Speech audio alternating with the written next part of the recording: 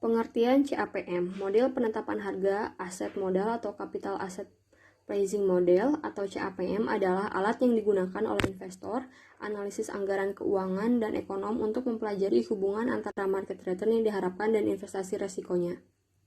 Investor akan mempertimbangkan keseluruhan yang diharapkan, termasuk analisis biaya manfaat dan biaya lainnya. Setiap kali portofolio investasi dibuat, manfaat CAPM adalah membantu menilai risiko yang memperkirakan kemungkinan market return dan dari investasi yang ditanamkan.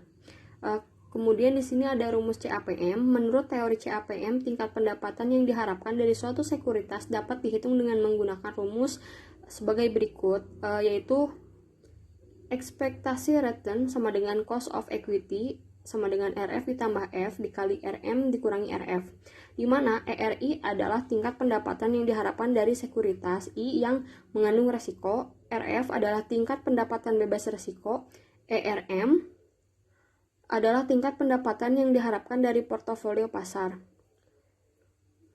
Kemudian ada asumsi yang mendasari standar CAPM. Ada 8 asumsi yang mendasari standar CAPM. Yang pertama yaitu asumsi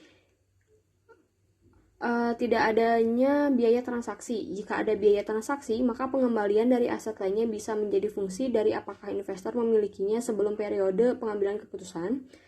Kemudian yang kedua adalah aset terbagi dalam jumlah yang tak terhingga. Kemudian yang ketiga, tidak ada pajak pendapatan personal. Yang keempat, investor tidak dapat mempengaruhi harga saham dengan tindakan jual beli.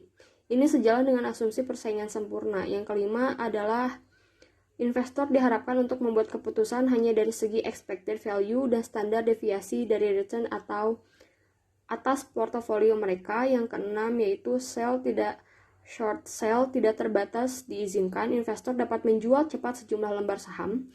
Yang ketujuh, pinjam-meminjam yang tak terbatas pada tingkat tanpa resiko. Yang kedelapan adalah berurusan dengan homogenitas dan harapan. Selanjutnya di sini ada portofolio pasar.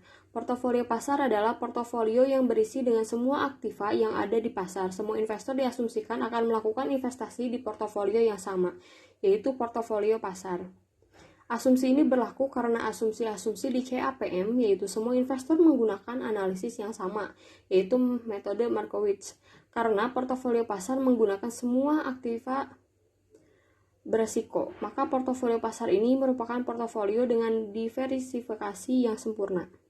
Dan yang terakhir ada aset bebas resiko. Aset bebas resiko adalah instrumen investasi yang secara teori tidak memiliki resiko, atau dalam kenyataannya dapat dikategorikan sebagai instrumen investasi yang memiliki resiko yang sangat kecil sekali atau bebas resiko.